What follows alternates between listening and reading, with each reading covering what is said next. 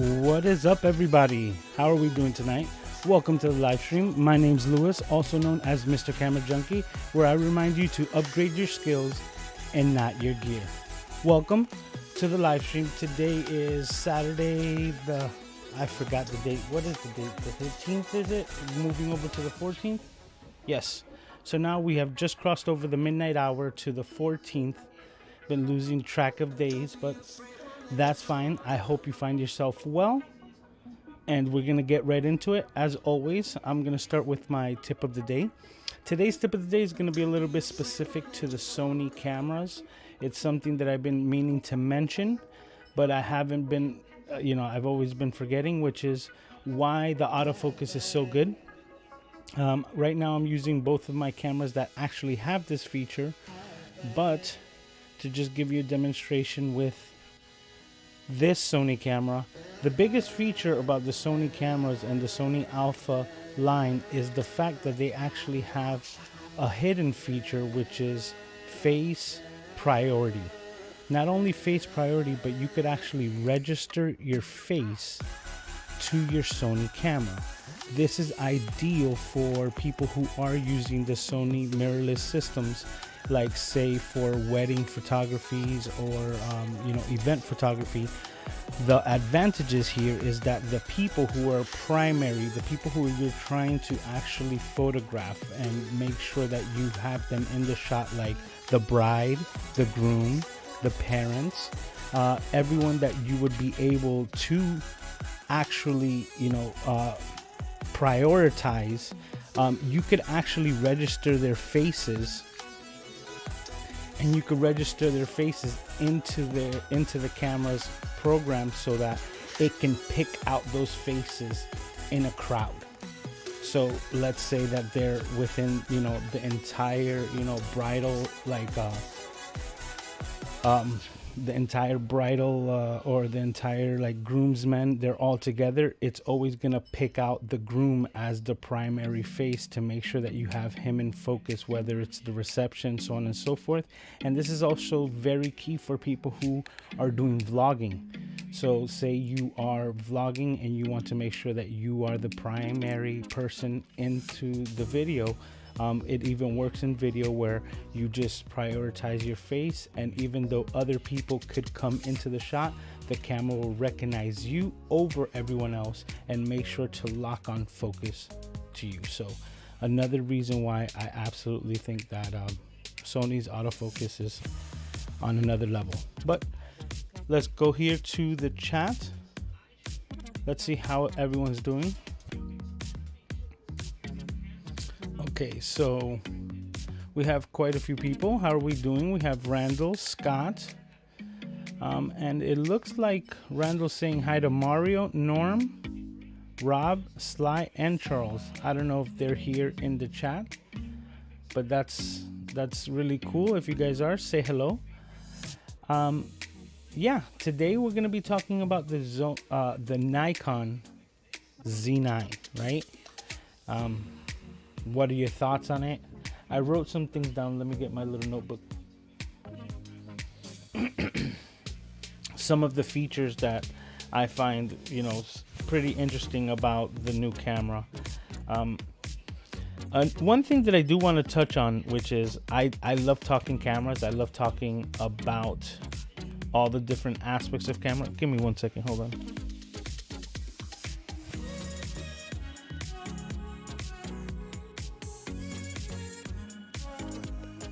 Okay, but yeah, that I love talking cameras, right? But like the new Canon R1, I wanted to touch on this before I get into the Nikon, because at least with Nikon, they're giving you an announcement of an actual camera. Right now, everyone is making videos about this new Canon R1, and when I went onto the rumor site, you know, to check out the information on it, the first thing that I saw was that this was rated CR0, which in the Canon rumors website itself basically says it's based on nothing and should be taken as a joke. Yeah, people are making full-fledged videos about I think this is real. I'm like, well, we can think about it all we want, but Nikon has been a little bit behind the game. I would love for them to actually come, I mean, I'm mixing companies here, not Nikon, but that the Canon, you know, like could have these specs, and they could, you know, because we know that the technology is leading there. But I'm not gonna talk about something that could be completely hypothetical. You know, I spoke about what we talked on a previous live stream about the 20 frames or the 24 frames a second, to see if they could get something similar with the global shutter, and that's when I believe that camera was called the A9 Mark III, and it was the A1, and it went to 30 frames a second, so it exceeded even my ideas of what was possible. So with that being said, we're gonna get into the Z9, which is almost like I was thinking, is it too little too late? Because they're talking about it's a full-sized mirrorless camera, and when I say full size, it's not something compact at all. Give me 1 second.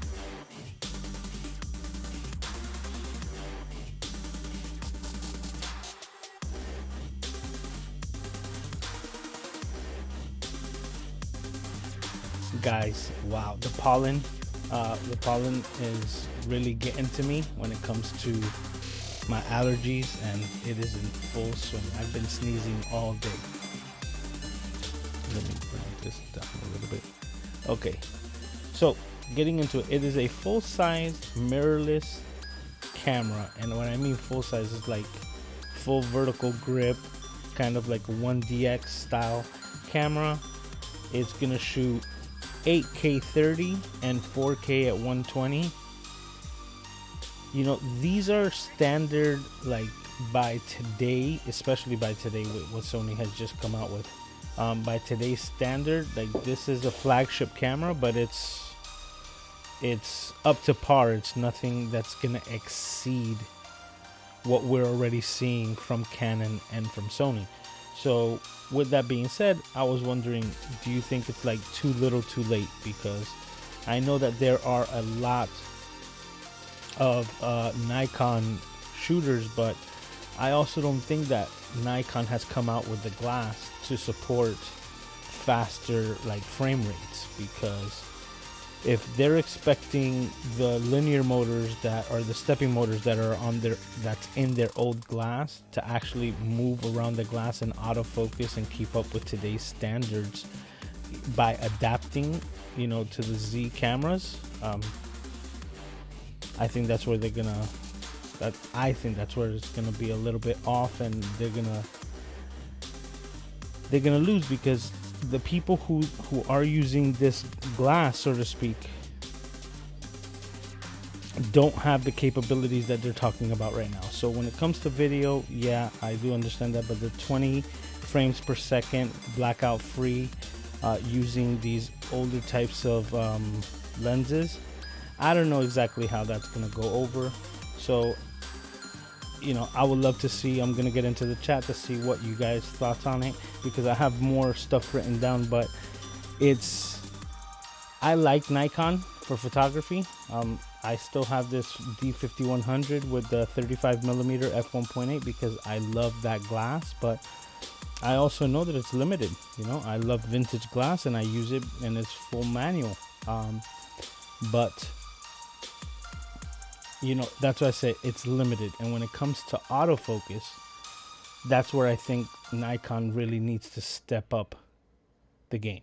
You know, they cannot flop on the autofocus. All of these stats look great on paper, and if they can bring it, more power to them. But if they drop the ball on autofocus, I think that could be where we might see Nikon, you know. So let me get to the chat over here real quick. Haven't been paying attention.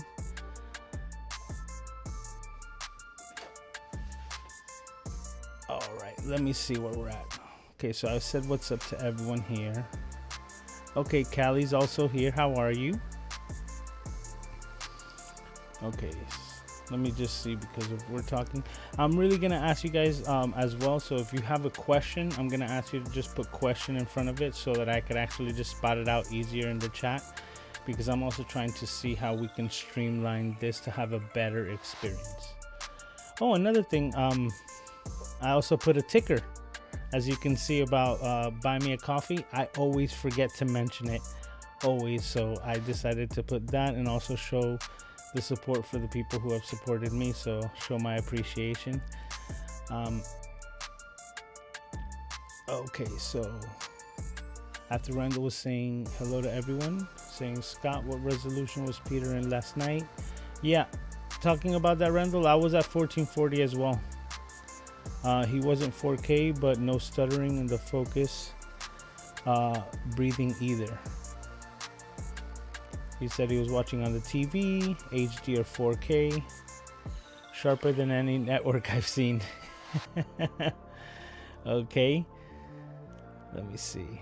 1-year-old Samsung, we're talking about Peter's stream last night.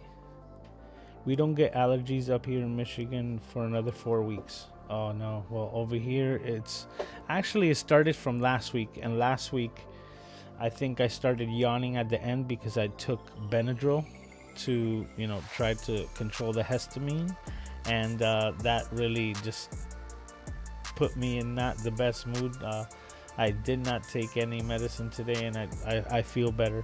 I've had my coffee. I'm drinking my frappe mocha, and yeah, so I'm having that and enjoying my caffeine and thanking everyone who's supporting my caffeine addiction here. So okay, Randall says mow the grass and it's Sneezy City. Okay, so Callie's saying hi to me. How are you? It's still sub-freezing in Michigan. Nikon's playing catch-up, says Randall. They're not setting the standard. Exactly, and that's exactly my point. I don't think that they're setting the standard, which is what I think they need. But it still seems like it's going to be a great camera. And one thing that I do agree, which is the Nikon files, they're great to work with. They're raw files, and even their JPEGs. I remember, like, when I first saw my D90's JPEG, like just to test out the camera when I bought it, I was like, oh, that's really nice. Like, I didn't have to do anything. But that has to do with what makes these cameras good when it comes to the user experience. Because when you're already to the point where when you're controlling your white balance, then you can use pretty much any camera. You're going to be able to get the results that you want out of it. If you're just full auto, I just want to take pictures, but I want something better than my iPhone, then that's when people, I think, lean towards the Canon side, because of the simple fact that Canon, for a long time, has done really well on white balance, on auto white balance. So when you have that aspect, you're going to get good results in your photos. Good skin tones as well.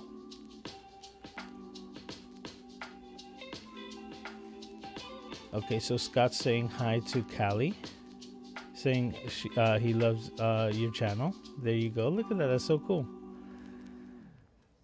We have Lily Sarbo, I think that's how I said it, saying she likes my beard. Thank you. I like it too. I've had it for a while.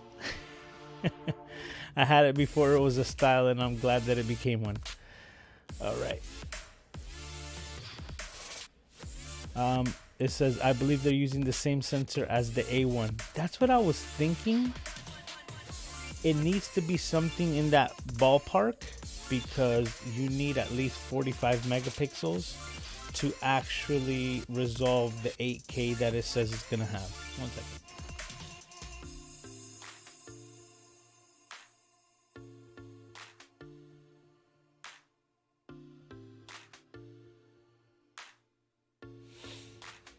Oh, these allergies. Apologies. Okay. But yes, that's what I was saying. It needs to have at least a 45 megapixel sensor to actually resolve the 8K. But I don't. When they're not making the sensors, it's really hard for them to set the standard, right? Because Sony, I think a year ago, had already unveiled a 100 megapixel. Like, I don't know if it was a medium format or if it was a full frame sensor. I can't remember that exactly, but that the capacity for those photo sites and like stacked sensors to make sure that they get all the resolution, they've been making Nikon sensors for years. So like I said, I don't think that they can set the standard when they're not making their own sensors. Now, if they come completely out of left field and say, like, we have our own sensor, we have our own stack sensor that does 8K, our R&D, now we're producing and we're not buying from Sony anymore, then that's a total game changer, you know? But I just don't know, you know, and I haven't researched, but I don't know if they have that capability, especially with the downsizing that's been going on lately. So to actually say that they're actually creating a factory when people are closing down, well, we'll see. Chocolate Twist Yoga says, what do you like about vintage glass? I love what everyone calls the characteristics, but I'm also going to tell you, I love quality vintage glass. I'm not just gonna put anything that's gonna blur my images and say like, oh, it's characteristics. No, not that at all. I love this Nikon or Nippon Gogaku because it was made in 1969. 52-year-old lens now, right? Yeah, now it will be 52 years. Nikon lens, 50mm f1.4, and that thing is tack sharp. I actually made a video where I compared the images from that lens on my then Sony A7 to the images of my Zeiss 55mm f1.8, which is considered to be one of Sony's sharpest lenses, period, hands down, which I also made a video not too long ago about that being my favorite Sony lens. But I did put them head to head with a couple of images, and you really cannot tell the difference in it except the colors that you're getting straight at a camera. Like that Nikon gives like a little warmth to it. It's such a nice lens, but it's because of its sharpness that allows me to like it for its characteristics. Lens flares, different things like that, because of the way that the light's admitting.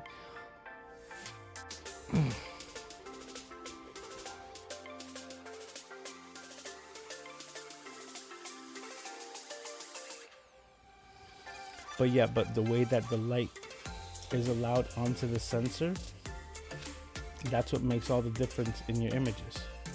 You know, I have used some vintage lenses that are soft, you know, that are not the sharpest.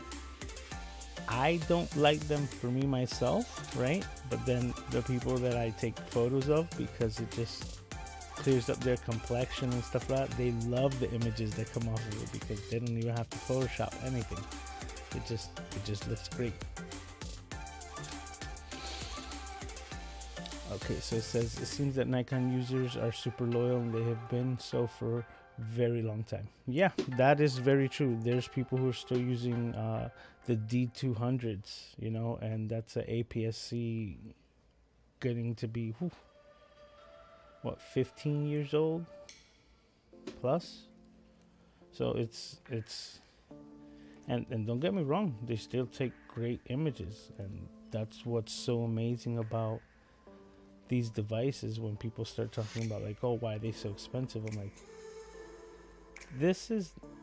it is a depreciating value, but not really if you're okay with the images that you're getting.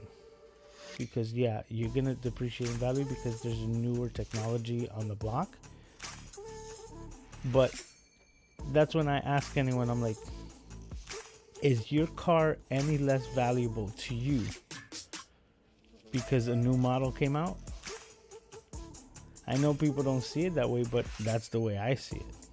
Like, for example, Nikon D5100. This is the one that I was telling you, the 35 millimeter f1.8. Oh, absolutely love the lens. Love the images that I get. It's a slow lens. It's not a sports lens at all. Like, I try to put it in sports and this thing is slow to autofocus. But the images that I get out of this little combination, I love. I still use till today. And that's for me, for personal. I could use it even for professional. But when it comes to professional, I always try to, you know, like when I'm doing paid work, I much rather be able to provide the highest quality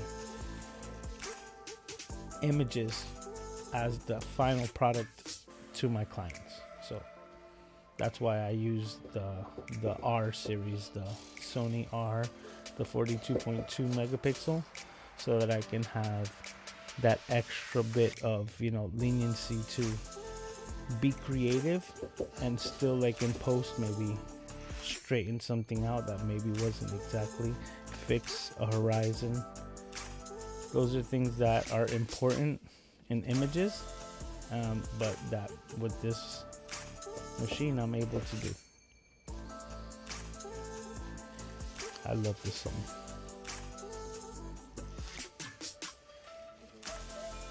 Okay, so let's see where we are. What Nikon needs is to just make cameras and make adapters to use Sony or Canon lenses, saves money that way. Well, at least Nikon has third-party companies that make glass for them, right? Yeah, so Tamron, Sigma, so on and so forth. So it's not like the Fuji system where it's like either a Fuji lens or you don't really have anything else unless you're adapting vintage like I am. But that's a whole different day of conversation. You know, I'm not even gonna get into that, to thinking of like how different the codecs between camera companies, like information to drive these autofocus motors and things like that, like how different it is, you know, like if it's a completely different language, like, you know, like Spanish to English or something like that, and that's why it's so hard for them to actually, you know, adapt that way. Excuse me. Okay, so Scott says Fodiovox. I think I said that right. May have something like that random. Maybe that's a camera company, I'm not sure.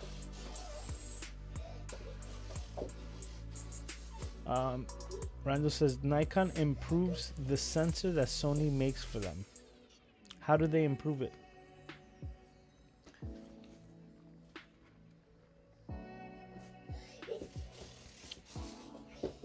because the only thing that they do is that they read the information off of it differently and they process it differently. But I think that's where they feel that they improve it, but I don't think that they can physically improve the sensor. I could be completely wrong, but I would love to know what your thoughts are on that. Randall says he agrees with Scott. Scott says, interesting. The Canon EF 50mm f1.4 tested as Canon's worst 50mm. For the autofocus, yeah, probably. I wouldn't doubt it when it comes to autofocus or maybe even build quality. I think Peter Gregg got into it. He said that that's the only lens that you cannot put on its face because something with the autofocus and then it breaks and then you can't use the lens anymore. So that could be true. But when it comes to the images that you get off of the glass elements, awesome. You know what? That's something very interesting. I might even think about doing that maybe in the future. I might take my 50mm and see if I convert it into like a cinema lens, you know, at 1.4. That would be nice. Get a nice rehousing and not worry about that. Make it into a something to think about in the future. Because I'm thinking about that for some of my vintage lenses so that I could really get the most out of them. Because I do have these lenses, they are sharp, they have the characteristics, but I know that if I invest my money into the housing for these lenses, I could actually rent the lenses and start making money back off of them because I'm putting it together correctly, you know.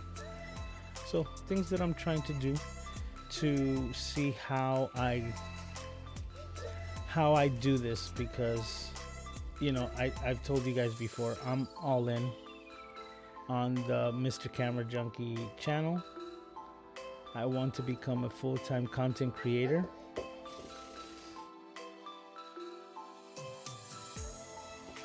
I'm already a content creator. I just want it to be my full-time gig, you know?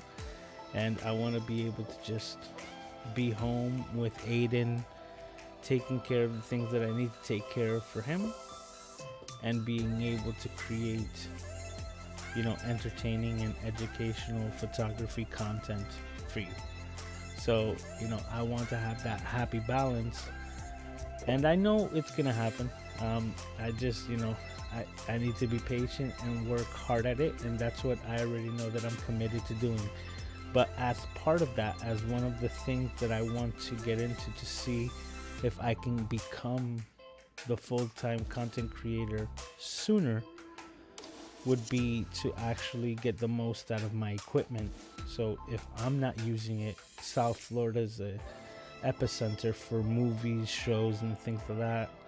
So I just need to market that correctly and see about housing my lenses correctly and then having them available for rental, especially lenses, because once they're housed correctly in cinema glass, the people who are going to rent it know how to use it, are going to have the adequate equipment to properly use it. So yeah, I think renting it a couple of times will actually pay for what I invested in them and in the housings for them. There's a great channel, oh, I'm running a blank. I'm so bad on names. I just remember right now, but I just can't believe I forgot it. His name's Mark Holtz. He's all into vintage lenses, and he's the one who's given, you know, everyone through his content the information on rehousing the vintage lenses, and it seems like such an awesome investment. But I'll continue.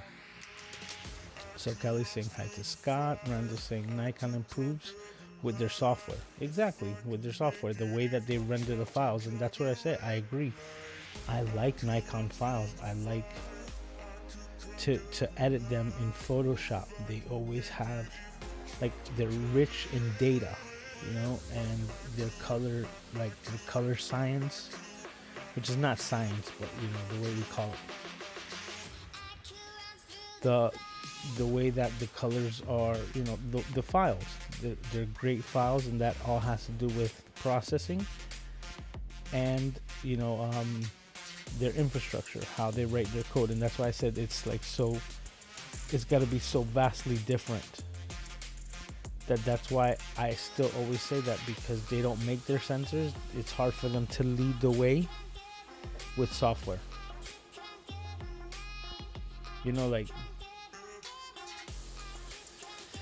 I guess a good way of referencing is saying the iPhone is so good because it's still an iPhone, and even though the iOS on it people love, it's because it's on an iPhone. It's not like an Android software.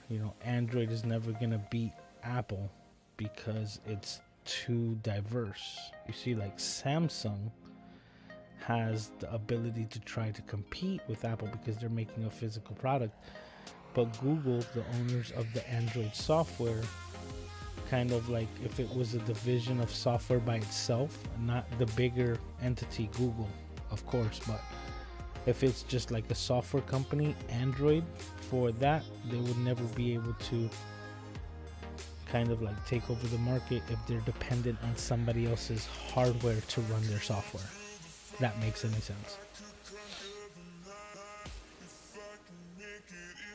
Okay, so Kali says my 12mm Zeiss came in. By the way, the autofocus is so noisy. I thought some cicadas were in my studio. Well, I think I had mentioned to you, when it comes to that, like especially those lenses, you're gonna want to put it in manual, and the way that you're using it, as soon as you get the focus right, doing your yoga practices, you don't want it hunting anyways. It's something that I've even thought of, like I can put autofocus here so that if I get out of the picture, it doesn't go back there, and then I just come back and it's back on me. So that's a way around it, and you don't have to worry about the noise. But that's funny because we were just talking about the 50mm Canon, and that it's considered to be Canon's worst 50mm. Yeah, it has to be the autofocus noise, because I even mentioned it in my video. It sounds like you're racking billiard balls, like just because of the way that the autofocus motors sound on that lens. But when it comes to photography, right, especially even when I was using Canon, when it comes to photography, you're not worried about the noise. Usually you're outdoors and there's a plane passing by making way more noise than your lens ever would be making. So it really doesn't bother you unless you're in a studio and you're trying to use an old photography lens for video, and then it's gonna be hunting all day because it's not designed for that, and it's gonna sound like, like Callie says, like cicadas. That's so funny. Okay, the Canon 1.4 is the least sharp of Canon's EF50s. No, so sorry. I can tell you, like, I will have to adamantly disagree, because that lens is plenty sharp, that to the point where I don't see the need to jump to the 1.2 for all the price. Now, it depends on what you're doing. If you're using the 50mm 1.2 and you want it for landscapes and you want edge to edge sharpness, yes.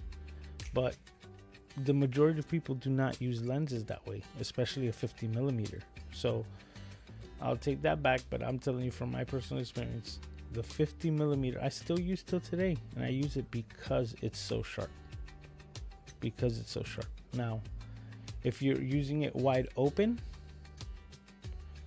you have such a thin depth of field that, yeah, it's going to be hard for you to get a lot of things in focus. But you stop it down to 1.8, or I think it's a 1.6 that you can get it to, or like or 1.7, but still, you stop it down just once, that thing is tack sharp. 2.8, forget about it. You're getting everything so nice. So, but that's why I said I always take all of these things, even the subject of today, the Z9, with a grain of salt, and I'm always results based. So I talk to you guys from my experience. So if I tell you that I disagree with that, I'm not disagreeing with you. I'm disagreeing with the website that said that is like the least sharp. Like the 50mm 1.8 is sharp, the 1.4 is sharper, and the 1.2 is sharpest. And that's the best way that I can put it. Sammy Superstar in the house. How you doing, bro? I have a camera question. Put it in.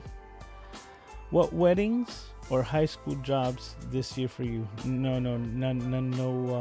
events. And that's no events. Just my cousin's been doing a lot of she does child photography, newborns, things like that. Me, I've been doing portraits. And that's it. Like the one that I did. I don't know if you guys seen it. I talked about it with the motorcycle riding young female who does who's being sponsored by Ducati. That one's pretty cool. They said they got the trailer done. I haven't seen it, but everyone's busy, so I'm not worried about it. I spoke to them, and they said that they were very happy with the images. So that's what makes me happy. They were happy with the images, and they already put it on their trailer, and they got that taken care of. So done and done. Yep. Okay, so I've been streaming in 4K, working great. Looks great. Should I turn on 4K output on my Sony? Thanks. Okay, if that's your camera question, it depends on what you're using to read your camera. Like for me, my camera, I don't have my capture card, my video capture card that's actually retrieving this information. I don't think can handle 4K.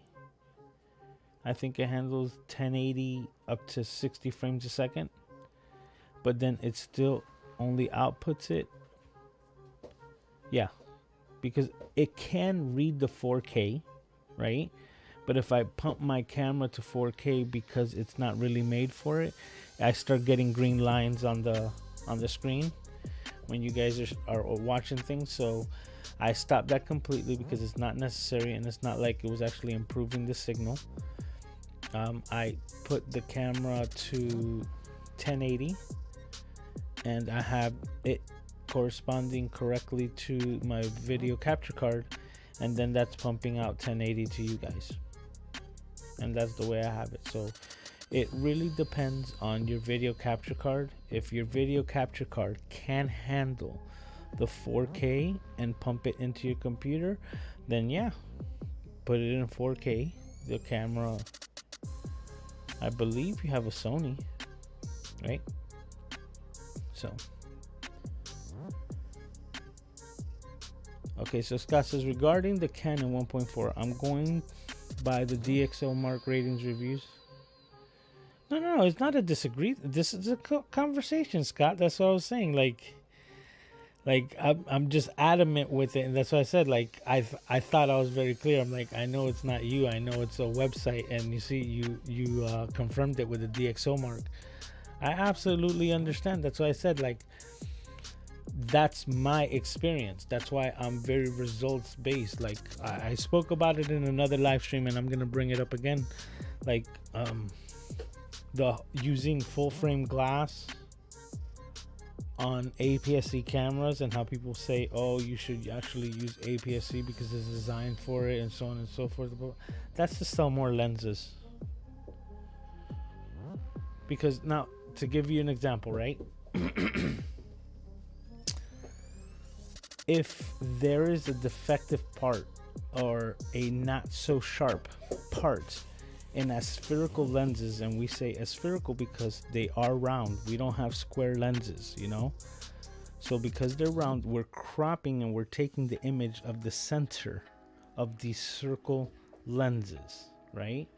You either have the full frame, like I could go like this and say like you either have the full frame or you have like a crop sensor in the center.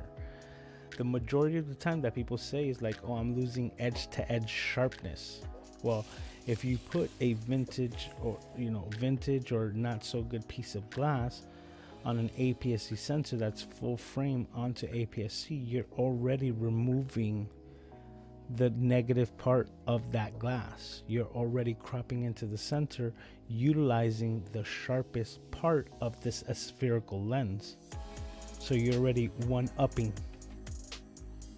the what would be negative about the full frame lens. So that's why I said I'm very results based driven. That's what I speak about. And whenever I've used full frame glass on my APS-C cameras, I've gotten great results.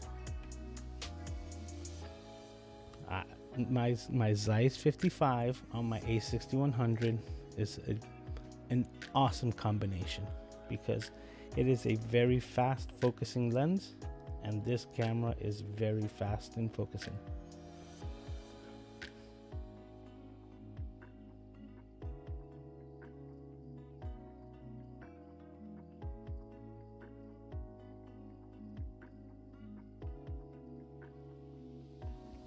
I'm extremely dry today.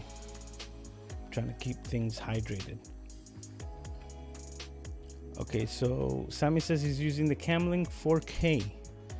If you're using the Camlink 4K and it can handle it, yeah, you're good to go. Definitely put the output to 4K and you should see a remarkable difference. But also, Sammy, I know you like it dark. You could bring the darkness here. What you need to do is just control smaller lights in front of you so that you're exposed correctly, because you could still be in the dark, but you can not look like you're in the dark.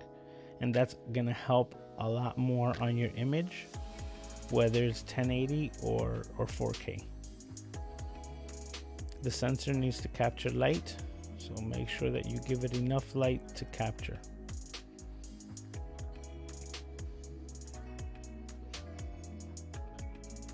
Oh, Sammy says I got the Camlink 4K before everyone was using it.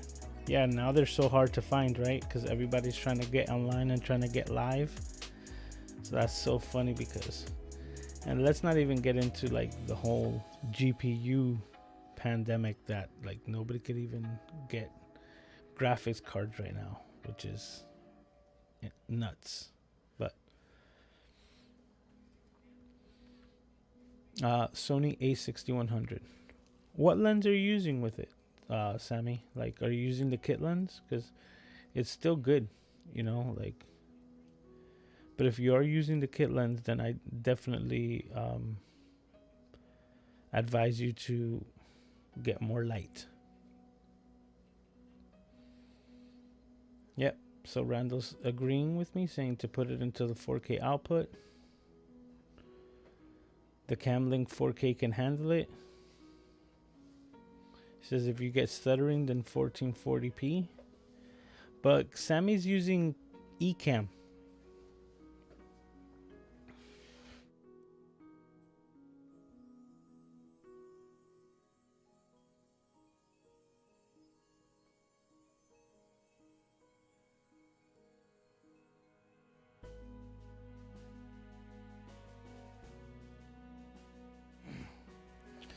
Oh man, I am super dry. I gotta see what we do. Sammy says, I thought so. I have lights. Yep. But that's what I said. Like, you don't have to go overboard in lights. You just have to put them correctly. And if you don't want a lot of light, make sure they're close. Like, my light is like within a fist distance. It is basically at the same plane as my lens, so that it doesn't like cast light onto it, but it's right here. Actually, you know what, I'm gonna show you the difference, because I'm just gonna shut it off here. So if I'm gonna turn off that light, look at the big difference. Now I turn off my other main light, I'm in the dark.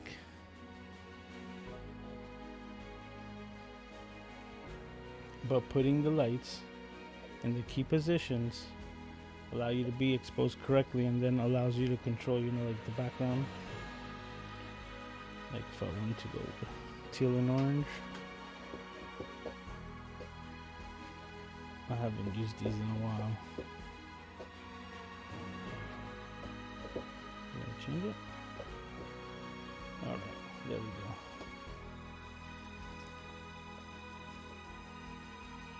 Okay, so Scott says I mostly use L lenses, full frame lenses on my APS-C bodies. I also have full frame Canon, and yes, people are cray about saying you need APS-C lenses and APS-C cameras. Yeah, marketing ploys, absolutely. And you know, look, we were talking about it a couple of weeks ago about the filters, and you go to buy a lens and they're like, you need a UV filter that costs, you know, $25 to put on your $3,000 lens. I'm like, just ways to get people to spend a little bit more money, you know. So that's that. I got the Camlink back in 2019, the Sigma 16 1.4.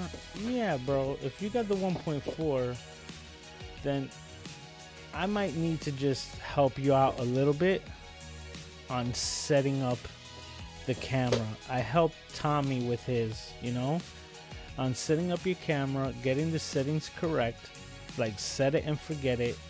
We'll save it into, you have the A6100, so you have one of the memory modes. You save it into the first slot so that no matter what you do with your camera, you could always go to memory, click one, and you know that you got your settings dialed in for your live stream, shooting in the 4K, everything. And with that lens, man, you're gonna get crazy good low light, so you don't even need all the light. Like, you could use that lens with just your computer monitor. So it's just making sure that we set it up right. I'm gonna help you out with that.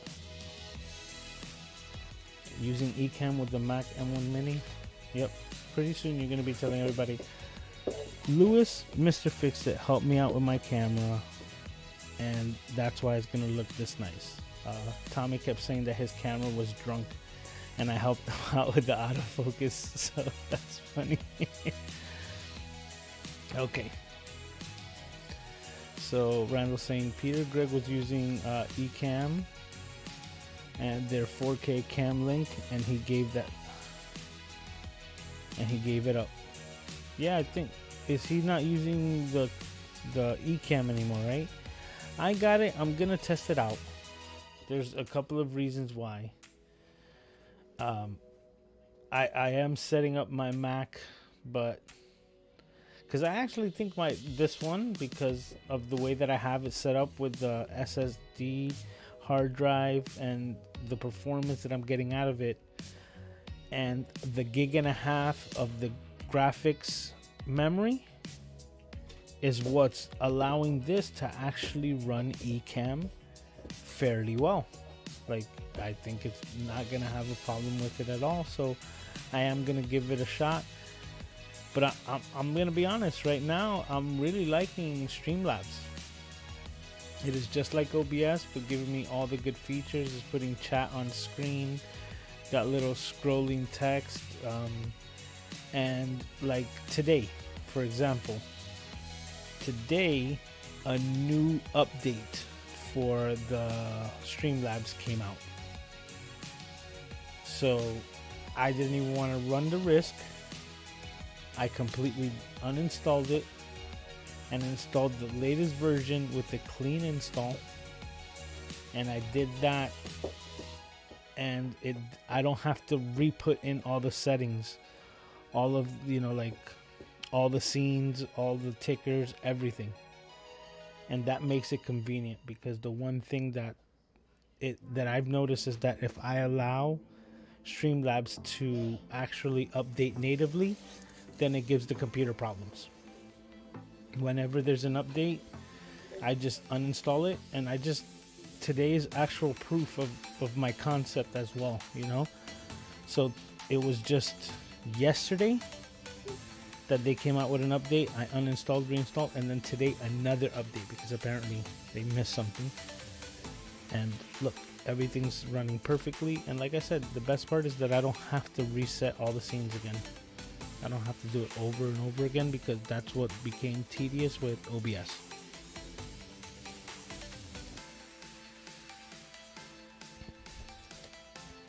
I'm just trying to find a program that isn't going to crash my stream in the middle of it. You know, knock on wood.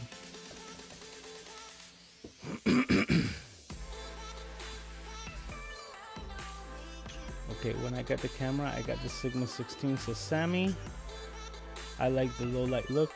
Yeah, we're gonna get that taken care of. Have you thought of getting or using the Sigma 30mm or 56? If you're asking me, yes. I'm really thinking about completing the trio. I have the 16mm and I love it. If you're asking Sammy, maybe he'll let you know. The settings look good. Magenta and blue leads on your back walls really make your skin tones look great. When you switch to teal, everything went yuck. Very interesting. Well, thank you, Scott, but I know that's why I actually use those colors. You know, if it were me, I like kind of the blue and everything, but magenta actually falls really well with my skin tone. That's why I use those colors on my YouTube website and on a lot of the thumbnails and things like that. I'm using the colors that look best on me. So I'm you know, I'm not saying I'm a looker, but you know, I'm trying to make it as eye pleasing as possible, and just like you confirming that, because yeah, everyone says teal and orange, and those colors don't, like, they can look great, they don't look great on me. And you know, like, I noticed that whenever I would put on like a pink or like a magenta shirt, wasn't my favorite, but I would always get more compliments when I would wear those complementary colors. But thank you. But that's why this is my scene. This looks good, and I do like the color changing one, but I'm gonna try to see if I just need to go in there and tweak and limit the colors, because I think I can go from magenta to red, maybe an orange, and keep it between those three colors and rotating so that it's like not as static as it is now, even though this is the one that's the best for my complexion. But let's move on about that. Okay, so Sammy says Ecamm is great. Blackmagic Decklink 4 HDMI. He was using it now with Ecamm. Oh, so, no, not the Decklink. So I think it's the Blackmagic ATEM. The ATEM Mini, right? The ATEM 4 HDMI. He's using it now with Ecamm. I don't know which one Peter has, but I've also been looking into those, and apparently the Pro version, you can stream directly from it. So you can just connect the cameras, and then you can plug it into an HDMI and have that throw the signal directly to YouTube, which is very interesting. Is Streamlabs a monthly subscription model if you want to go pro? Right now Streamlabs is only shooting the signal, and it's giving me like full access to everything, and it's absolutely free, but I'm only streaming or broadcasting to one location, which is what I want. So this is what I'm using to stream to 1 second. You okay, puppy? You okay?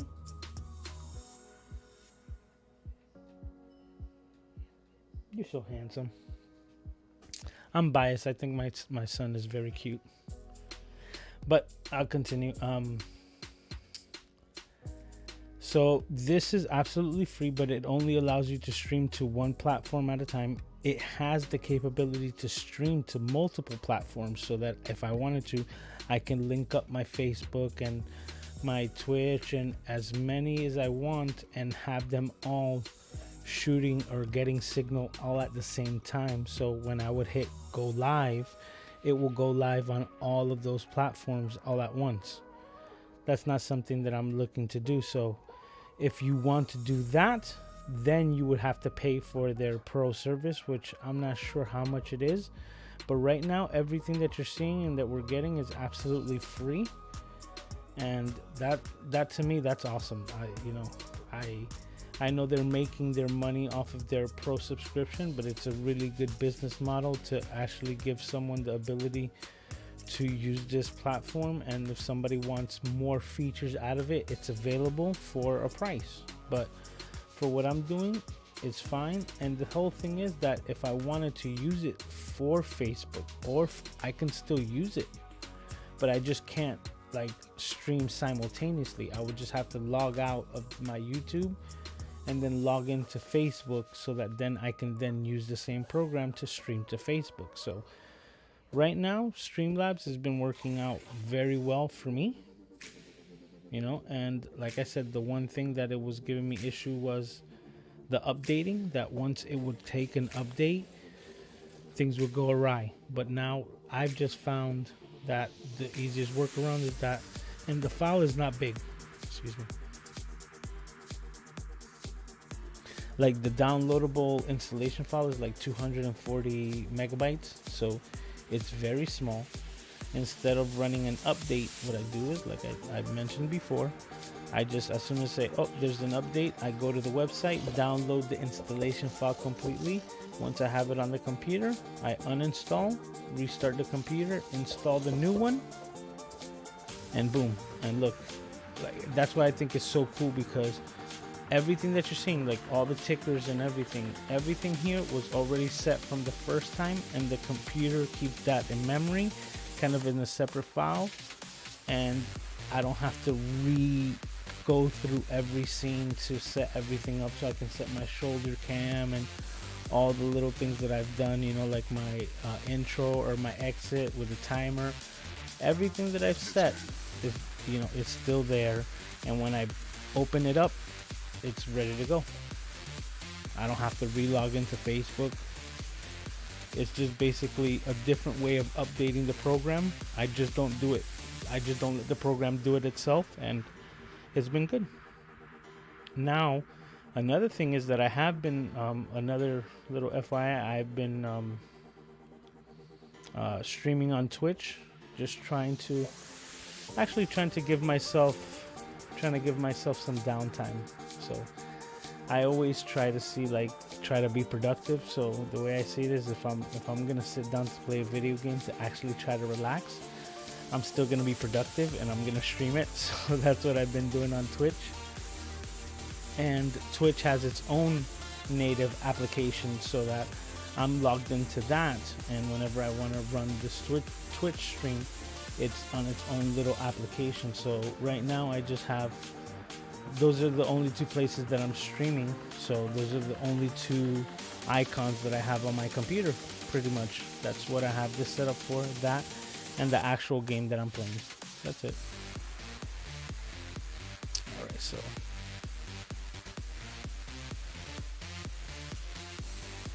Sammy Superstar says, did you see my image? You mean your avatar? If it's anything like online, maybe not, Sammy. Interesting what you said about complementary colors and skin tones. I found blue works best for me.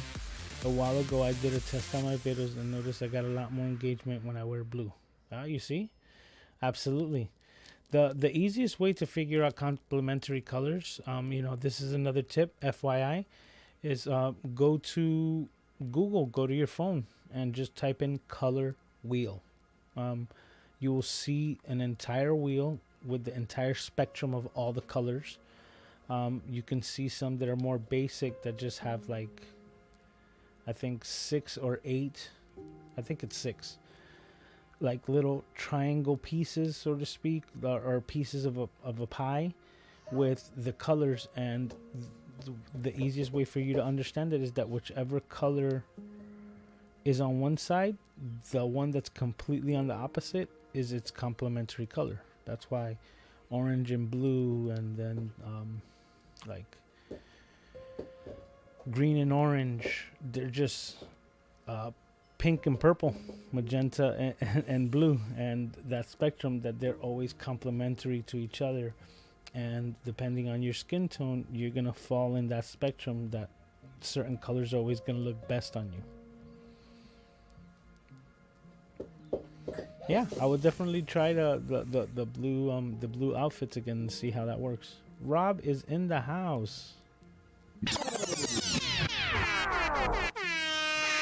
How are you doing, sir? Welcome to the live stream. Mario as well. Mario says he's sorry he's late. Better late than never. Absolutely, guys. Thanks for coming in. I appreciate you. No, it's Decling 4K, 4 HDMI port connector, which is Mac. Oh, then I gotta really take a look at that. Thank you for correcting me, Randall. The Mac Mini, which is installed in OGPU device.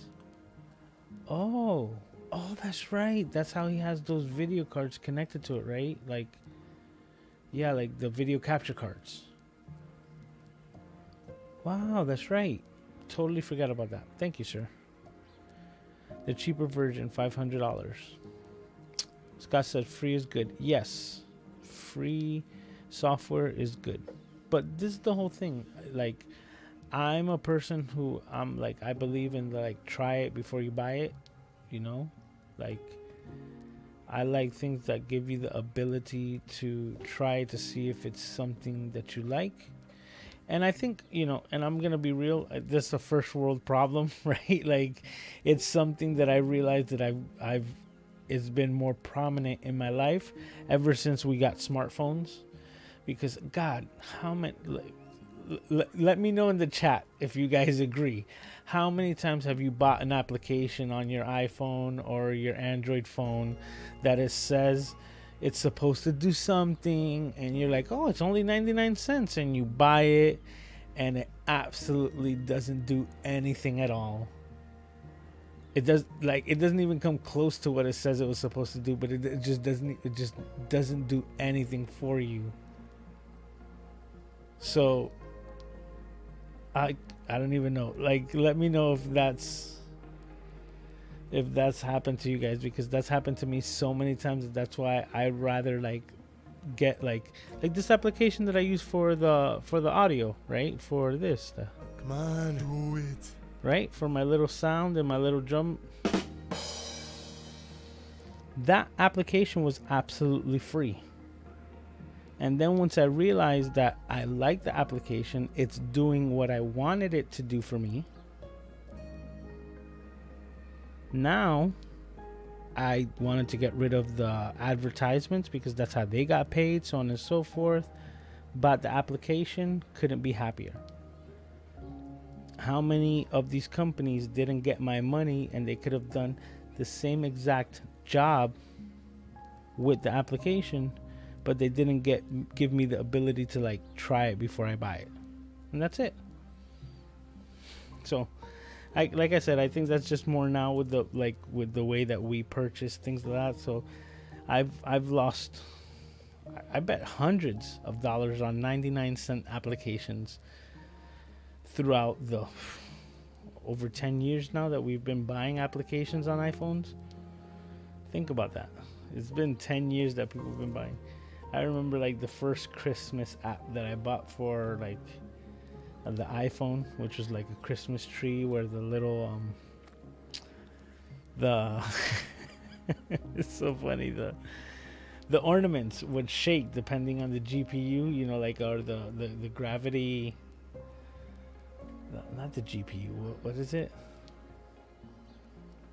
the gyroscope sensor, the gyro sensor on the phone. So depending on how you would put the phone, that's how the ornaments on the tree would shake, you know, like depending on like the force. So I find that funny that those are things that, you know, like what would you use that for now, you know?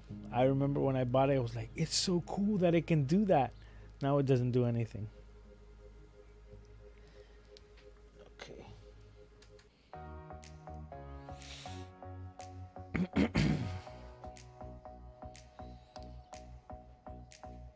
Okay, so Rob says, good music tonight. Liking it?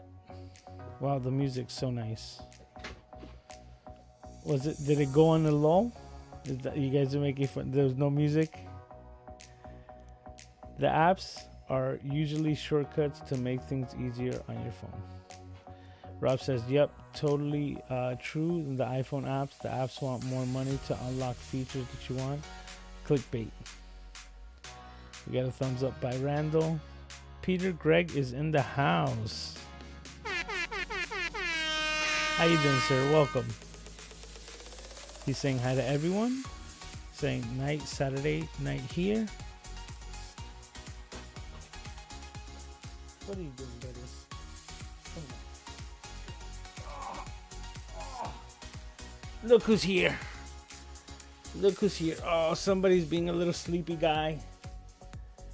You want to go to bed? Huh, puppy? Uh-oh. No.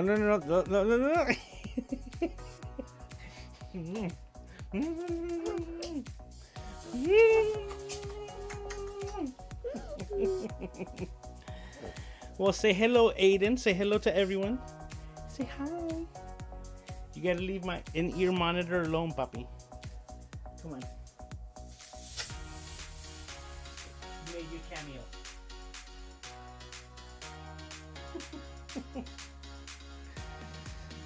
Whoa. Come on.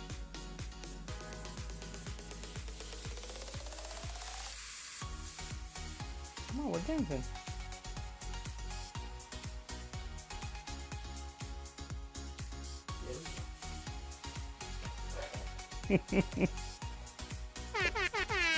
That's for Aiden. God, I love that boy so much. You guys don't know, he is my favorite distraction. Like, just I try to get work done and he pulls on my pants and he does something, and I just have to stop what I'm doing, just grab him and tickle him and something. Just there you go, Peter. You got a first view of Aiden in a while. He hasn't been on the stream in a while.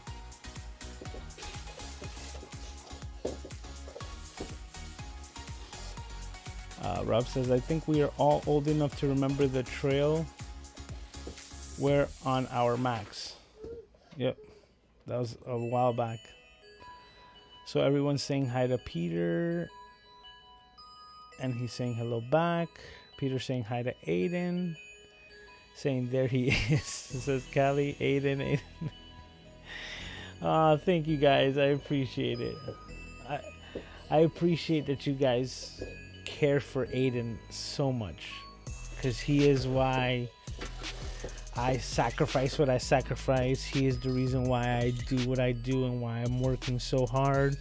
You know, and how they say, burning the candle on both ends, you know, doing as much as I can to reach my goal of being that full-time content creator, so that I can spend even more time with him and give him the best possible life that I can. That's like my mission, to make it smooth sailings for that little guy right there. That's my goal, and I'm gonna get there. So I thank everyone for, you know, I thank everyone for the love. I do appreciate it. Okay, so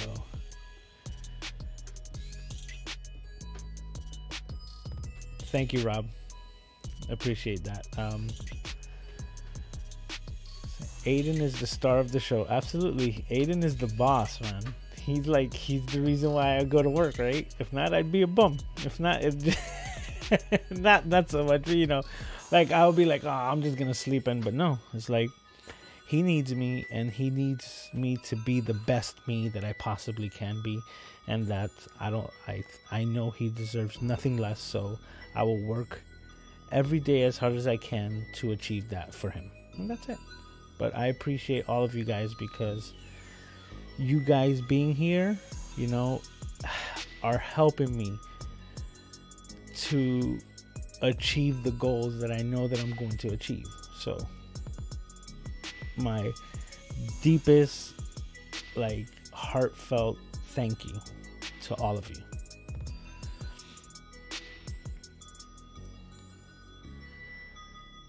Peter saying that we love Aiden.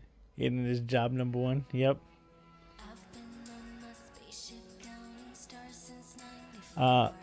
It's Aiden with an A. Aidan.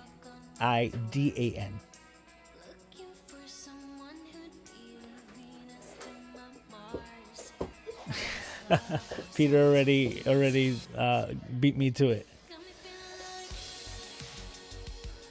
Peter says, I got 3 packages of Oreo cookies today. Talking about that, I'm surprised that Aaron's not here trying to get me to buy Krispy Kremes. So I'm glad for that. You know, so I've been good. You know, we were talking about it on your stream yesterday, and he's like, oh, gotta get Krispy Kremes, and they're so addicting. So I actually thought about it. You know, I'll be honest. I actually thought about it, and I was like, you know what? I think I have the time to go visit Krispy Kreme and go get some donuts, and I would have had them in the fridge. I'm so glad that I have the willpower to deny myself some Krispy Kreme donuts, because that's the whole thing. It's not worth just buying 2, so you gotta buy the dozen. And if you buy the dozen, you're gonna eat the dozen. You know, maybe not all at one shot like I do, but it's eventually gonna go down. If I don't have them, then I can't eat them. You know, so. And that's a willpower that I said that I'm happy that I've been able to acquire, you know? Like I would go to Subway, right? You go to Subway because you can't always eat the best, you know, especially me. I'm on the road a lot. I'm driving, but I have a drive-through Subway restaurant, and I'll go there and I'll try to get something halfway decent, right? Like halfway, like a lot less fast food than most fast food joints, right? So I go there and they try to get you with the cookies. We're supposed to be talking about cameras, and I'm over here talking about Subway and the cookies. But anyways, the oatmeal raisin cookies are my favorite, hands down, especially from Subway. Like, you know, you just grab the cookie and then the other half just starts like plopping down because it's so soft. Absolutely love Subway's oatmeal raisin cookies. And they always try to get you that, would you like some cookies? And I'm like, no. And they're like, why not? I'm like, because if I get the cookies, then I eat the cookies. And then the purpose of being at Subway is defeated. Like, what's the point of going to Subway and try to be like semi-healthy if you end up with like 2 oatmeal raisin cookies at the end of your meal? Let me know what you think.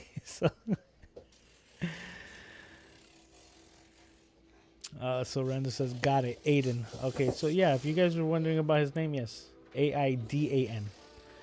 Mom picked the name. I gave her full control on his first name because I knew he was gonna get my last name. So that's that.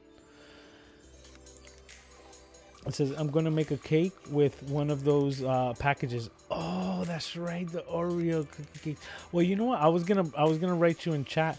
I actually knew that would have worked. I'm surprised that it works so well in the oven, the way that I saw it. And this could be a hack for you, Peter, in case you don't want to make the entire thing and maybe just want a snack.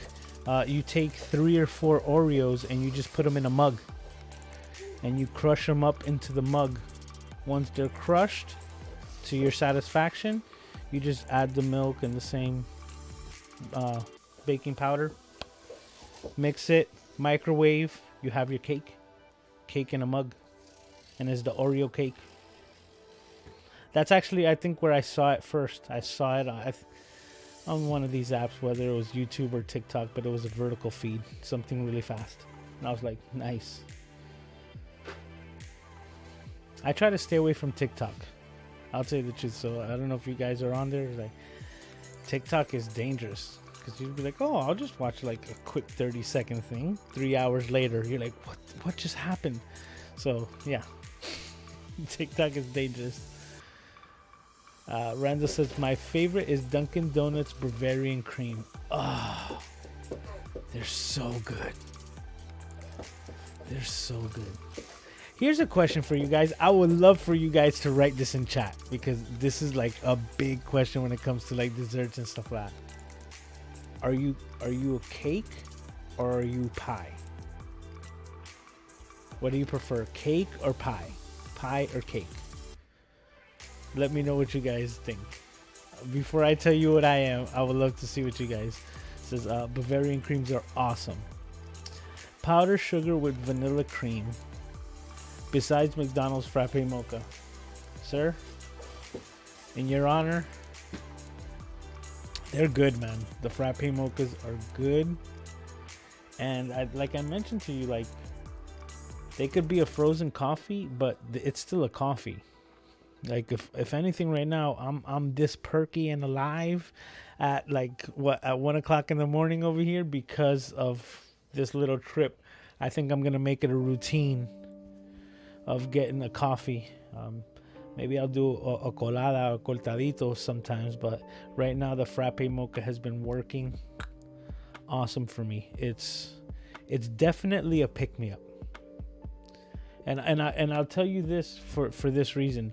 I also I drink Monster energy drinks, not for the energy. So just I don't drink any other type of carbonated drink at all. So I don't drink Sprite, Coca-Cola, Diet Coke, nothing, anything at all. I drink water, coffee occasionally, and my soft drink of choice is Monster Energy because I like the way it tastes over Coca-Cola or anything like that. Everyone says, oh, it's so bad for you. I've actually looked into it. It's pretty much the same as a can of Coke, but I digress. That's my choice, and that's what I drink. And I don't drink it for the energy, but it doesn't give me energy. Like, it doesn't give me that like kick. Now, coffee, no matter what type of coffee, whether it's a frappe, a colada, cortadito, that caffeine being induced into my system through the coffee medium works different. It just works different, and it works, and it just gets me going. So Peter says 1 package into the blender, 1 cup of milk into the blender, 1 teaspoon of baking powder into the blender, pour into pan, 25 minutes at 350. Awesome chocolate cake. That's so cool. Callie says, stop it. I'm already a cookie monster. Like, right? Like, we came here for cameras, not cookies. Peter, that could be a name for a channel. Cookies and cameras. Look at that. Instead of cookies and cream, cookies and cameras. Oh.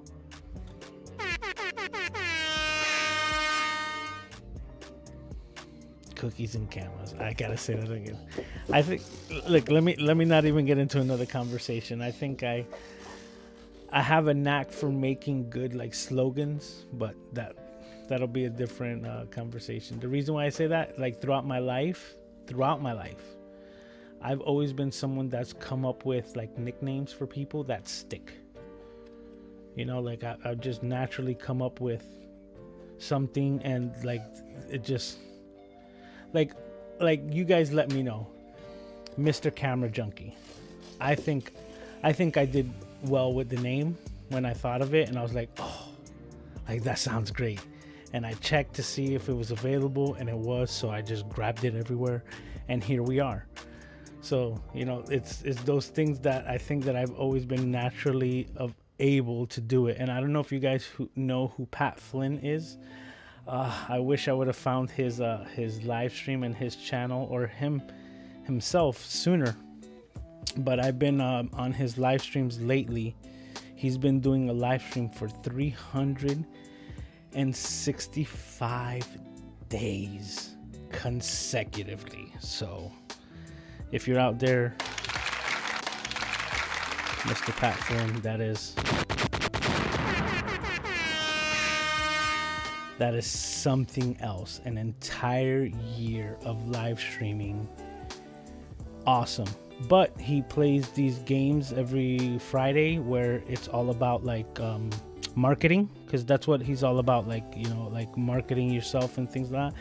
And you just kind of brainstorm different ideas for like names of like YouTube channels and things like that. So I think that I've always been able to do that, and that's, you know, like different things that I've always helped people out with when it comes to like the names of their companies, their nicknames for themselves. It's always been something that throughout my life, like I said, I repeat, throughout my life, like the nicknames that I've just given people for myself have stuck. And then years later, I'm like, wow, you're still using that. Like even right now, I was on a live stream with Tom Buck, and we were talking about podcasts and his love for this music ska. So right away I said the Ska Cast, and now that could be an actual thing that happens. So it's just like another one of those things that the name stuck, and now somebody could be running with it. So we'll see how it goes, but let's go back to it. Okay, so Peter says pie. Randall says candy. Callie says pie and cake. Okay. Mario says cake, pie, and flan. Oh, I didn't even bring in the flan, because I think that's the equalizer. I would go flan every single time. Well done. Oh, let's not even go there. It says my mother makes the best of all. Oh, now you see, I'm gonna have to try it, Mario. I'm gonna have to put that to the test. I don't doubt it, but I just want to taste. I want to taste it. Peter says I won't refuse cake though. My mama didn't raise no dummy. Callie then says cake, and says stay one more hour and it will be 3 a.m. What time is it already? What? Wow, we're already like an hour and a half. We're getting there. Okay. Cookies and cameras. LOL. Love it. No, right? Thanks. I appreciate that. I think it sounds good. Look, Callie says it's shirtable. Yes. You should both, Peter and Lewis, make a show together at least once, including a chat for us. That would be cool. Let me know if you're down to do that, Peter. Maybe I can test out Ecamm, or not sure exactly what you're using, but I just downloaded it and I think I can get it to work on my computer. So, or even though, actually, you know what? If you're using Ecamm, you can still send a link. And I think even if I don't have Ecamm, I'll still be able to log in through the web browser, through Chrome, and just hop onto your stream. So if you're interested, that sounds cool. Randall says that he agrees. Trying out Ecamm. Yep. So yeah, exactly. Whether it's Ecamm, things like that. That's the whole thing. You see, I just need to speak to Peter. Maybe I'll probably see if I give you a call this week about the availabilities, because I haven't had the time. I downloaded and installed it, and it seems to be running fine on the Mac. Just haven't been able to play with it, and how every camera and everything's been connected to the Windows PC. I did not disconnect everything to try to test it over here to see what I can get. It looks like it's running, but I just need to connect the cameras. But I think Ecamm works best off of one video input, so that like you control it like with an ATEM. I could be wrong. You know, I just wanted to see how I can work it out with my multiple scenes, with my shoulder cams and things like that. So I was looking for that video, Lewis, the one with Tom. I haven't found it. Where is it? Which I know I was saying a lot of stuff, but which one were you? What was I saying? The one with Tom? Remind me exactly what I was talking about, and I can let you know. Is it put your clocks forward, guys? Oh, that's right. We're probably actually, yeah, in a half an hour, Randall. In a half an hour, it might be 3 o'clock in the morning. So yeah, this might be a 3-hour live stream accidentally. A 2 and 3 hour live stream in one. It's gonna go from midnight to 3 a.m. and it was only 2 hours. That's a way of really.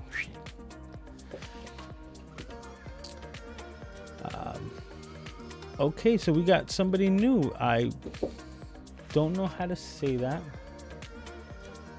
but if you give me your name, I can say your name. But welcome, I'm Lewis, Mr. Camera Junkie. Glad that you're saying hello. In the chat. Peter says we can try it for sure. Definitely. All right. Can you make a completely tutorial on how to use the Sony A6100? Okay. That's actually in the works. Not a tutorial on how to use it, because how do you use an A6100 is the same way that you would use any camera. But I am in the process of making my next video, which is all about my thoughts and the features of the A6100.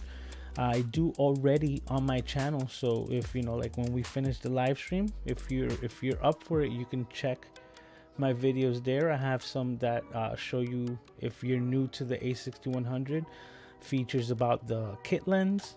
I have one on teaching you how to get blurry backgrounds and how to make sure you get sharp photos. So those are all available. My next ones that I'm going to be making soon are to complete the trio with the, how to do the aperture, so that I have kind of the exposure triangle completed. But definitely, you can check those out, and there's more to come, and I'm basing it around the A6100. So, but thanks for stopping by. That's really cool. Peter says Tom Buck. Tom Buck with the marketing name. Okay, I'll have to look at it, because it wasn't recent. It was this year, but I can't tell you that it was like 2 weeks ago. It was at the beginning of this year. Yeah.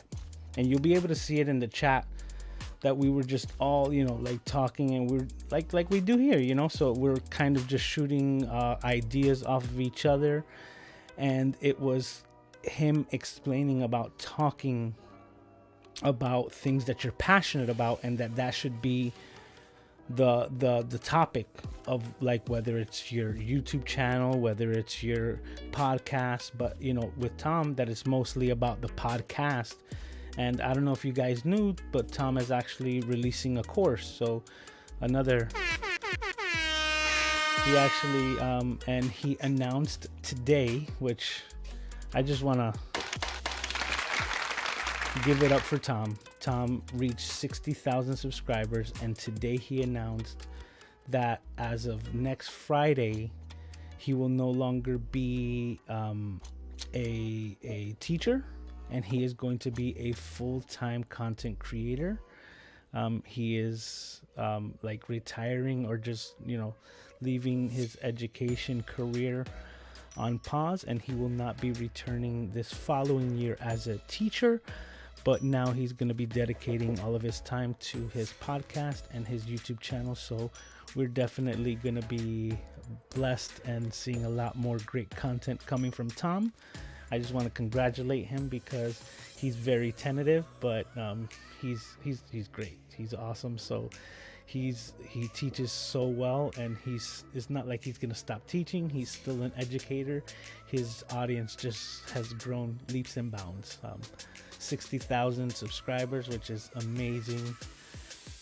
But it was a podcast or a live stream that we were talking earlier, and that's the whole thing. Peter, it wasn't on his channel. It's a live stream that he does on his wife's channel that's called The Couples Table, and that's where it originated from. So I will get that link out to you, and I'll make sure that I'll send it to you, because it was on a live stream from The Couples Table on his wife's channel.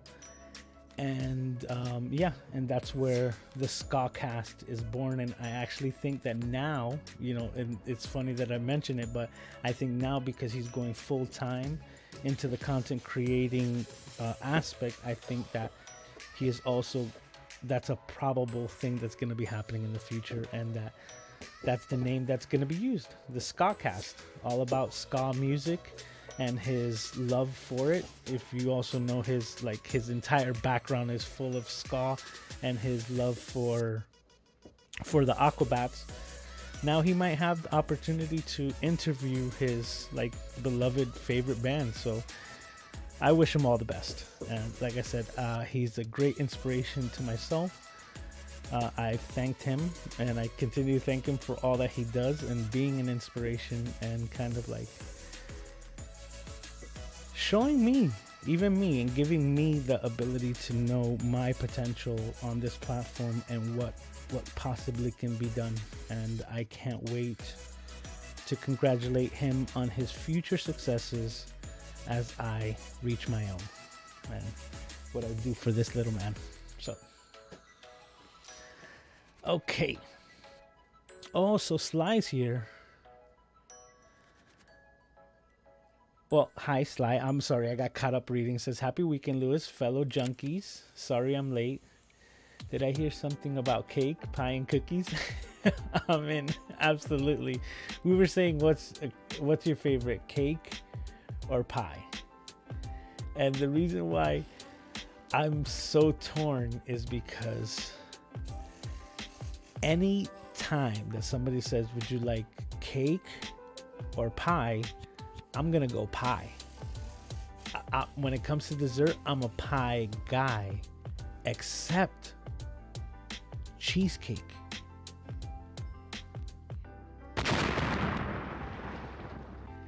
Cheesecake is my absolute favorite.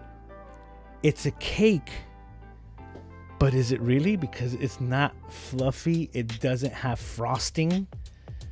So I think it's a pie that's being disguised as a cake, and that's why I love it so much. So I still gotta say I'm a pie guy. Let me know what you guys think. that was my thing. Like, cheesecake is absolute favorite, but is cheesecake really cake? That's the question. I think it's an upside down pie. You understand?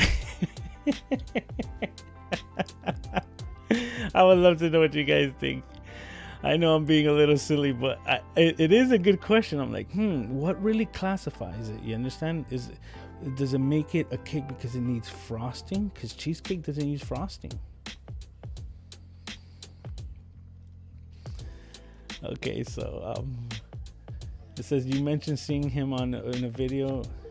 I was looking for that one, never found it though. Okay, so I don't know how to say your name, but it says Aditha. I'm hopefully I'm saying that right. Saying okay, thanks. I'm new to photography. Randall saying, Sly, you're either cake or pie. I'm Candy. Nice to meet you, Candy. I'm cake and pie in the middle of pudding on top. Oh, we've totally gone off the rails when it comes to desserts here. Somebody's gonna say I'm flambe. It says I'm cake and okay. I'm Indian, so it will be difficult to pronounce my name. Oh, okay, not a problem. If I can hear it, I would be able to pronounce it. I just don't think I'd be able to read it and get it right. Lots of kids are going to miss Tom. Yeah, but not really, because they're gonna see him blossom and they're gonna have more access to Tom than they normally would through his channel. Like, there is the one-on-one aspect that he's losing, but it's unfortunate. He spoke about it. You understand that that's kind of something that he already lost because of the situation in the world right now, you know, with the lockdowns and the way things are going. The situation wasn't his ideal situation to return back to school. So he said, you know what, it was kind of like the perfect storm. But he also said it almost took like the pandemic to get him away from teaching. But now he's full-time as of next Friday. But today was it today? Yeah, Saturday. Today was the official announcement earlier today on the live stream.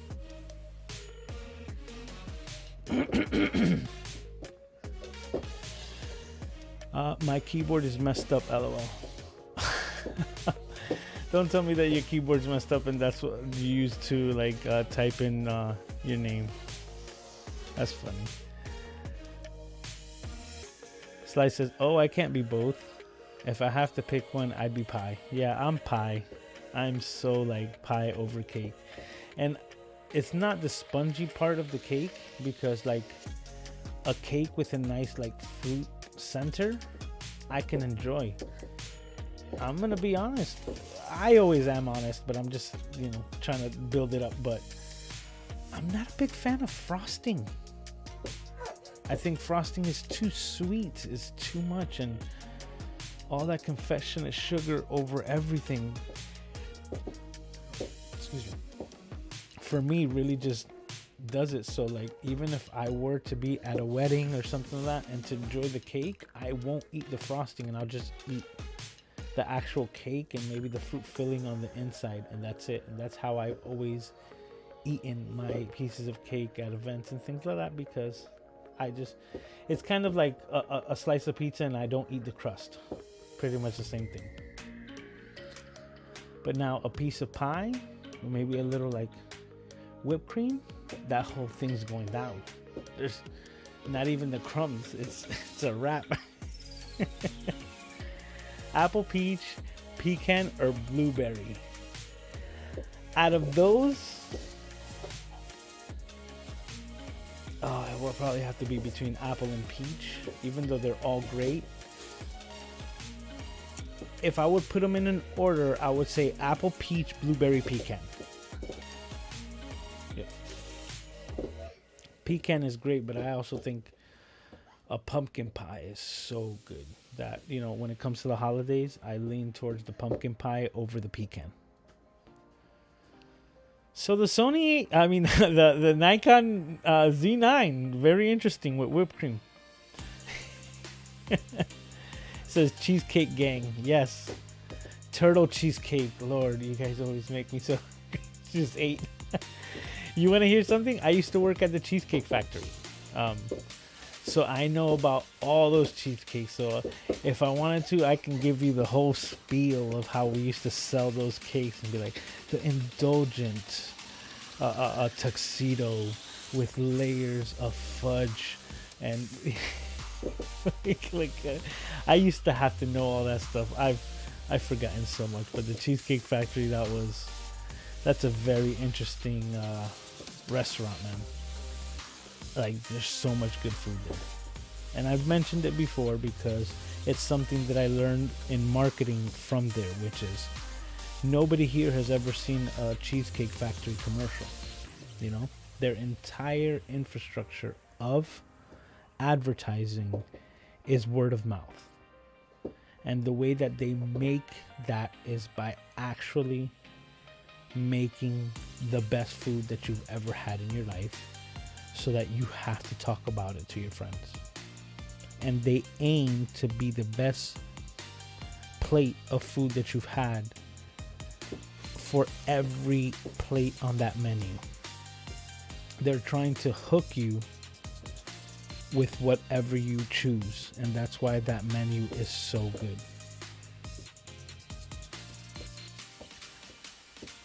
Okay, so Aditya, hopefully I said that right.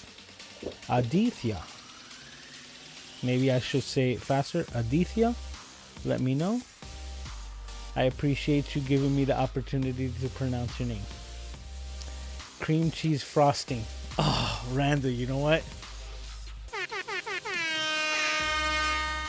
You're right. If there's one frosting that I like, it's cream cheese frosting. And I do. It's so bad too, but that's the one that if I would have a frosting, it's not gonna be traditional cream cheese frosting, but then it has to do with the same cream cheese.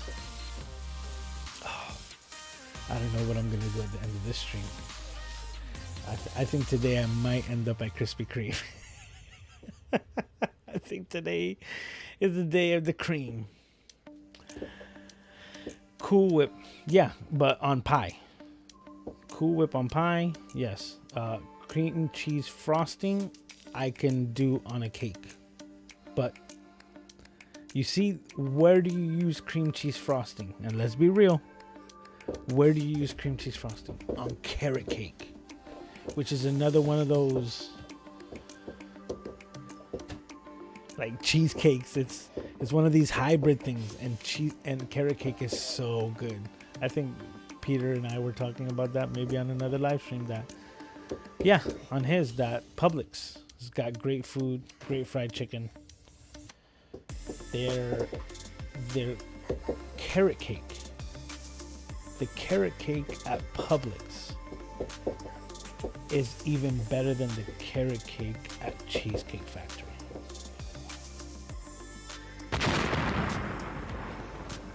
Let that sink in. So, said don't forget ice cream, and then there's German chocolate cake. Oh, you know what? Let's go. Let's combine those two. Cold Stone Creameries. And if it's one thing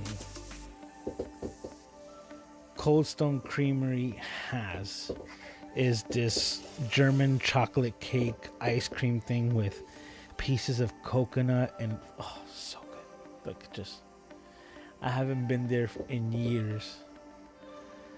Like, you know what's the funny thing? I'm sorry if I'm enticing a lot of you guys, but this is all stuff that I've had in the past, and I'm pretty good with my willpower. I can drive by these places and be like, nope.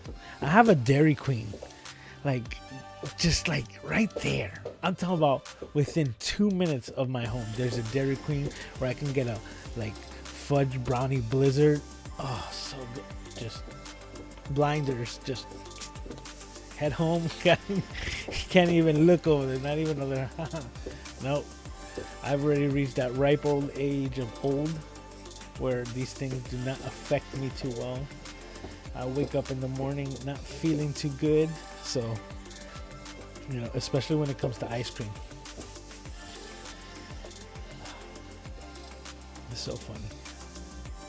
It says carrot cake with cream cheese. Yeah, that's why I guess I didn't put them together. Maybe I didn't even mention it, but yeah. Where do you use the cream cheese frosting? You don't use that on basically any other cake except carrot cake, and then it's delicious. It's just so good. And brownies, yep. But do you guys have any questions about this the Nikon Z9? Because we went off the rail, but I love it. I'm having so much fun with you guys.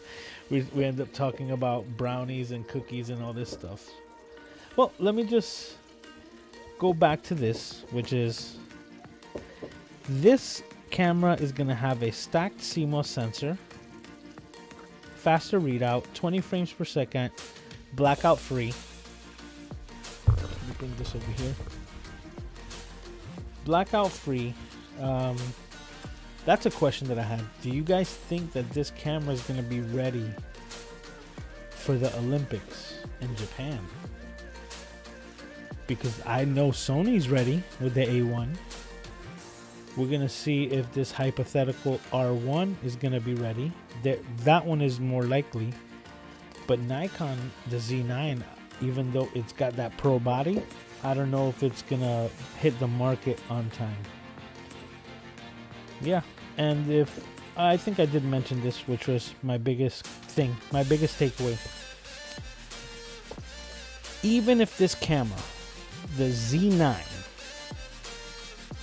were to have all the specs,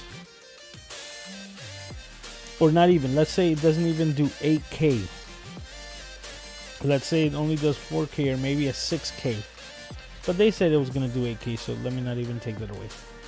That came from Nikon, so it's not like I'm, making stuff up. 16-bit RAW files, which that's where the photographers really just go gaga, like, oh, 16 bits of color in a RAW file for photography. That's why they're so well. That's why the photographers that shoot Nikon love Nikon, because of the files and the workflow. But for Nikon to get this camera right, no matter what, it doesn't, like I said, I don't think it needs to be the leader in any of these categories, you know. And I don't think that, like I mentioned before, if they're not making their own sensor technology and they're constantly regardless like reverse engineering and adapting somebody else's sensor to their systems, however it is, they're not making the technology that they're most dependent on. What they need to fix with their system more than anything is the autofocus. And if they get the autofocus on this camera, on the Z9, correct, if it's fast, portraits, it locks onto the eye. I follow this other content creator, Taylor Jackson, and he's Nikon all the way. He's a wedding photographer, Canadian individual. I find his dry humor funny, but he does give a lot of great information, and especially about these cameras. And when the new Z6 and the Z6 II, like, he tested these cameras out, and he was still like, I still have to adjust it. It's almost like he still has to set it as a focus and recompose, like just set the center dot so that he can focus and then recompose, and it'll keep it. And that's what's allowed him to use the cameras. But it's not like that he knows that the camera is gonna do the job that he kind of bought the camera to do, you know. And the autofocus, once again, is the biggest key for me. Nikon, if you're listening, make sure that you get this autofocus correct. And if you do, your loyal follower, your loyal fan base and followers is gonna just gobble this machine up, and that should put you in a very good place. So as one of my first DSLRs, and still someone who wouldn't like to see anything bad happen to this company, I would love to have Nikon be around as a viable competitor for years to come. Please get the autofocus right. You're gonna help everyone out, and I'm gonna leave it at that. Harry Burnett's in the house. How you doing, sir? Oh. Okay, let me check on my boy. I think the Z9 won't save Nikon. I think it's a huge stepping stone to a good recovery, and they should all come back. I hope so, but that's what I'm saying. Like, even if they were just able to retain the followers that they have, you know, like if they're just able to keep their like, you know, their diehards, and give them something that's like saying, you know what, it might not be the best, but it's damn good enough, you know, that is not like it's lacking, especially for the price points that Nikon's charging, especially when they first come out with the camera. Now they're pretty well known to drop the price within the year, you know, but when they first come out, they're trying to get as much of that R&D back. Try to give some of that R&D, you know. So Preemie Sterling, what's up, bro? You need help with your lighting, bro? I'm down to help you with your lighting. Just hit me up, Facebook, anything. Happy to help, bro.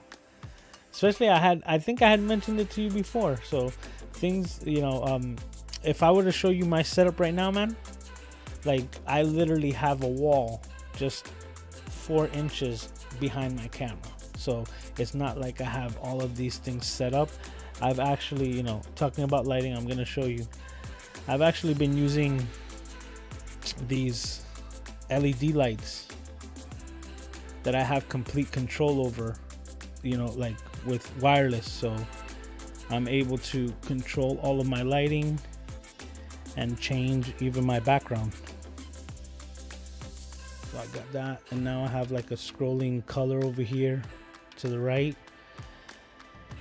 And these are all done with Amazon LEDs, or yeah, RGB LED lights. But because I got them all of the same, like all from the same batch, they all work together, and I'm able to control everything. So Happy to help, bro. Nice to have you here, though, man. That's really cool to have you stop by, man. All right, so Harry's saying hi to Randall and saying hi to Sly. All right, and he's saying hello back. But yeah, those are my thoughts on the Z9. And then the last thing as well that I'm just gonna touch on again was I'm surprised that I'm seeing so many Canon R1 videos when it comes to this, because I really do. Like the fact that the rumor site, right? That's a rumor site that they're known to get things wrong. Okay, the rumor site says this is a CR0, that this all the information that's being leaked out right now should be taken as a joke, and people are taking it like it's legit hard fact. That's the biggest joke to me. You know, I find that hilarious. I do, because one of the things, look, and this is where I'm gonna leave it for this little mention right here on this CR0 rating from the Canon rumor site. Casey from the Camera Conspiracies YouTube channel basically was the one who at first came up with what he called quad pixel autofocus. Okay, and everyone who watched that video knew automatically that he was exaggerating and doubling up the dual pixel autofocus. He's like, I don't want dual, quad pixel. And this rumor for the Canon R1 says that it has quad pixel autofocus. If it's not a joke, referencing a joke from a comedian, you got me. So I'm just gonna leave it there. You know, even if the technology is to that like heightened level, right? I don't think that that Canon themselves are gonna call it quad pixel autofocus. I could be wrong, but we will find out in the future, and that's where I'm gonna leave that little comment there. We'll see if I'm right or if I'm completely out of my because I don't think that Canon is gonna name their autofocus feature quad pixel autofocus, but it could just be me. All right, so guys, we're gonna lose an hour. I appreciate everyone, but I am gonna close things out right now. What time is it? Oh wow, it is. Yep, we're just about 2 hours. We're 2 hours in, which is great. The time flies, and I appreciate all of you guys hanging out here. So, yeah. So we're talking. Wow, 2 hours went by like nothing. I was gonna try to see if I could like fit all this information like within an hour. And man, I just want to thank you guys again, because I do have so much fun. I appreciate you guys coming out here, hanging out with me every Saturday. But that's where I'm going to leave it. I'm going to say thank you for hanging out. I appreciate you being here. I want you to be safe. Take care of yourselves, because I will see everyone here in a week's time. Let's see what happens in the photography world and what we're going to be talking about next week. I always have ideas, but I always like to keep things current on the live streams so that we all, get to partake together. So as always, thank you for hanging out. Have a great night, and I will see you guys next time.